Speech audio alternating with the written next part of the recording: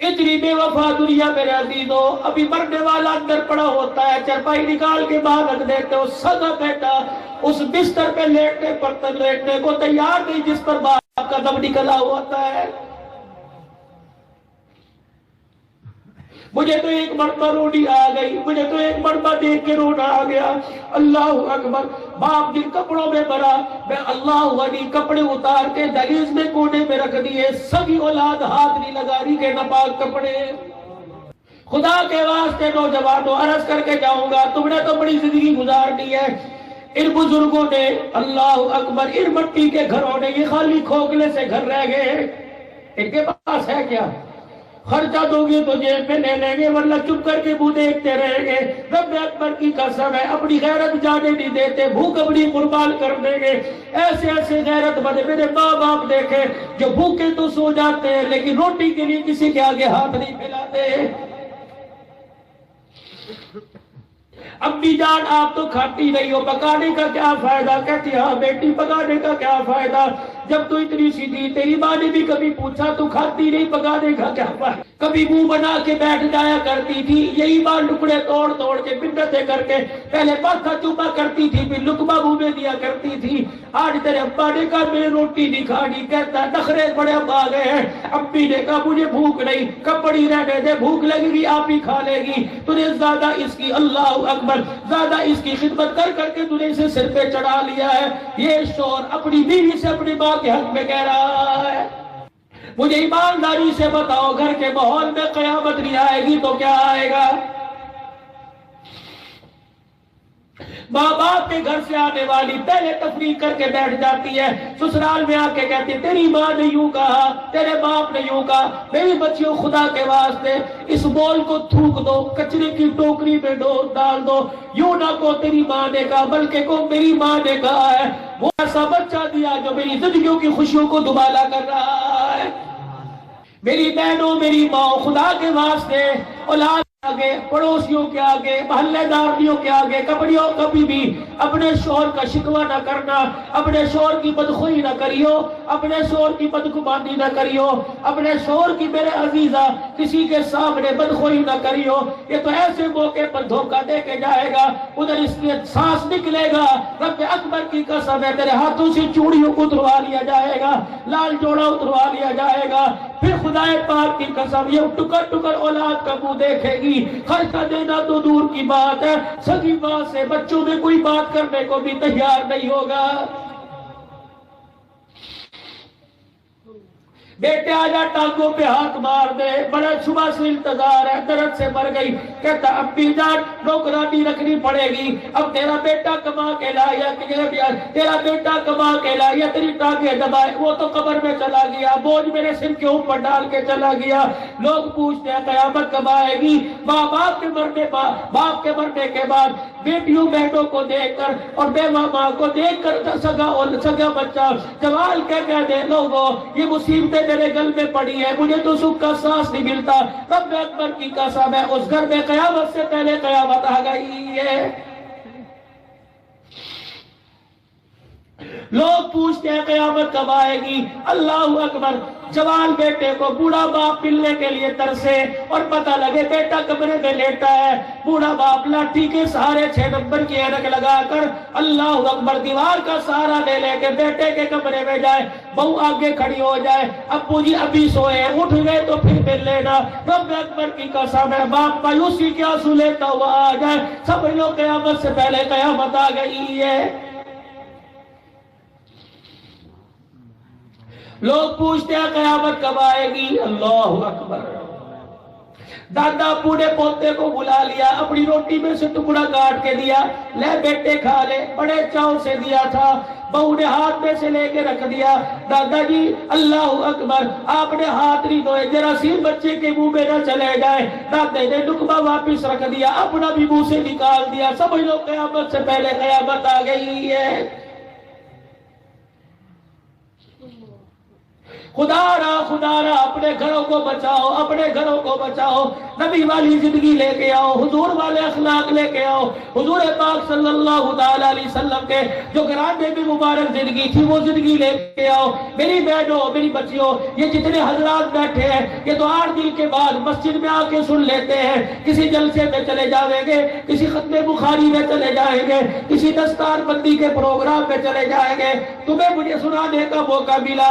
اللہ کے واسطے اپنے گھر کو بچا لو، اپنے گھر کو بچا لو۔ عزت برقع اتارنے میں نہیں ہے، عزت دوپٹہ اتارنے میں نہیں ہے، اللہ پاک نے عزتوں کو پردے کے اندر چھپا رکھا ہے۔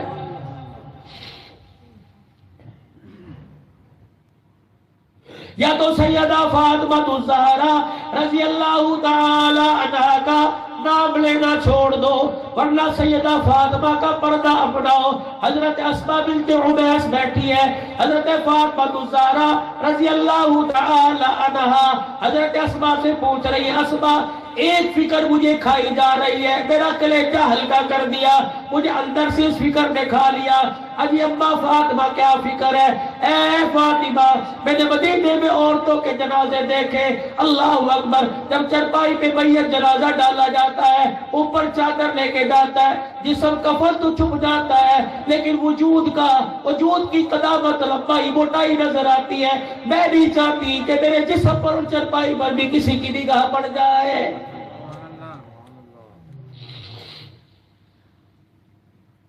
یا تو موویاں بن رہی ہے، یا تو مووی والا کہہ رہا ہے ذرا دوپٹہ اتار دیجئے، ذرا بازو ادھر کر دیجئے۔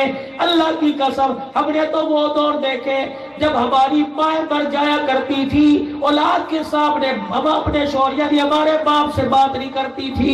اب تو میرے عزیزوں، بوڑھا باپ کھڑا تماشا دیکھ رہا ہے، یہ باپ نہیں یہ بت ہے، یہ ماں نہیں یہ مٹی کا گھر ہے، تماشا دیکھ رہے ہیں۔ اللہ اکبر، اپنی بیوی کی شوہر دوستوں کے ساتھ کھڑا ہو کے موویاں بنوا رہا ہے۔ یہ عزت ہے؟ ذلت ہے۔ فاطمہ نام رکھنا چھوڑ دو، ورنہ سیدہ فاطمہ کا نام رکھ کر سیدہ کو بدنام مت کرو۔ اسماء، میرا نہیں جی چاہتا کیا؟ میں نہیں چاہتی کہ میرے جنازے بچی پہ کسی کی نگاہ پڑے۔ کہنے لگی میں حبشے کی ہجرت میں حبشے کی عورتوں کو دیکھا ہے میں نے۔ کیا دیکھا؟ کہ جب عورتوں کا انتقال ہو جاتا تھا تو چرپائی کے پایوں کے ساتھ کھجور کی لکڑی باندھا کرتے تھے، پھر ان کی طرف چاروں طرف چادر ڈال دیا کرتے تھے تاکہ مرنے والی کی چرپائی کا رنگ بھی کسی کو نظر نہ آئے۔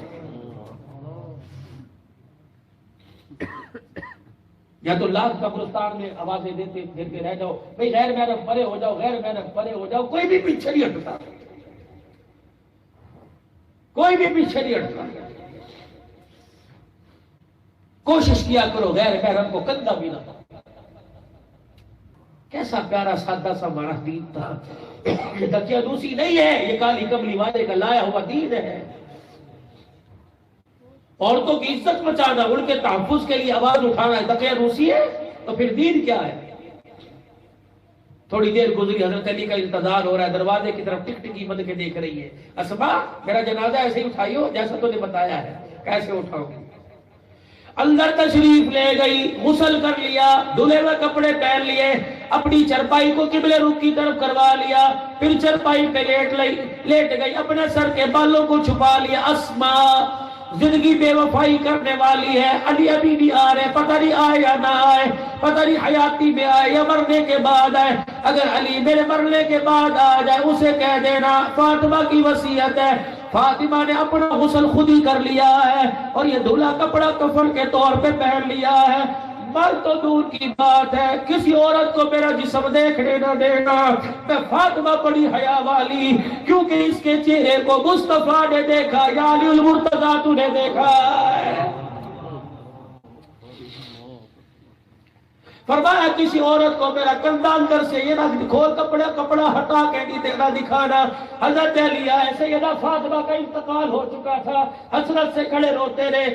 اسماء بنت عمیس نے وصیت پڑھ کے سنائی، فاطمہ خدا تیرے پہ رحم کرے ایسا ہی ہوگا، خدا تیرے پہ رحم کرے ایسا ہی ہوگا، خدا تیرے پہ رحم کرے ایسا ہی ہوگا۔ خدا کے واسطے زندگی اچھی اللہ سے مانگ لو اور موت اس سے اچھی مانگ لو۔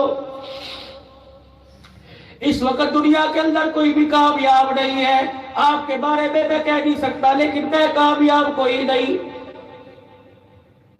میری اولاد کامیاب کوئی نہیں، میری بیوی کامیاب کوئی نہیں۔ مولانا یہ کیسی باتیں کہہ رہے ہو؟ 5 وقت کی نماز پڑھتے ہو، رمضان کے روزے اوکھے سوکھے ہو کے رکھتے ہو، دن رات تبلیغ کی محنت میں مدارس دینیہ کی خدمت میں چلتے ہو، پھر بھی کہہ رہے ہو کامیاب نہیں۔ اللہ کی قسم میں پھر بھی کامیاب نہیں۔ کامیابی تو اس وقت ہوگی جب قبر میں جاتے ہوئے مجھے کلمہ نصیب ہو جائے گا۔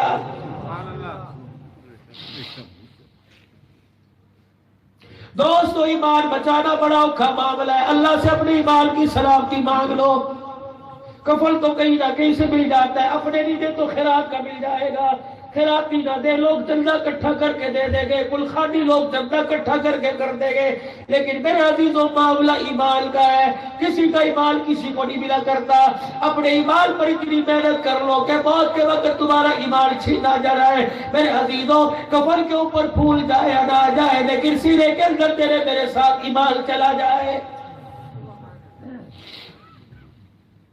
ایمان بچے گا دعوت سے، جتنی ایمانیات کی دعوت دیں گے، لا الہ الا اللہ پڑھ لو، لا الہ الا اللہ، لا الہ الا اللہ، لا الہ الا اللہ۔ اس ذکر کو اتنا پکا لو، اتنا اپنی زبانوں پہ جما لو، اللہ اکبر۔ موت کے وقت کوئی دودھ لے کے آئے گا، کوئی زمزم کا چمچہ لے کے آئے گا، کوئی عجوہ کھجور لے کے آئے گا، ہر ایک اپنے ہاتھ کے پڑ پکڑ کے کھڑا ہو جائے۔ رب اکبر کی قسم ہے، اگر یہ کلمہ اتنا پکا لیا، موت کے وقت پڑھانے کی ضرورت نہیں پڑے گی، موت کے وقت خود بخود ہی زبان پہ جاری ہو جائے گا۔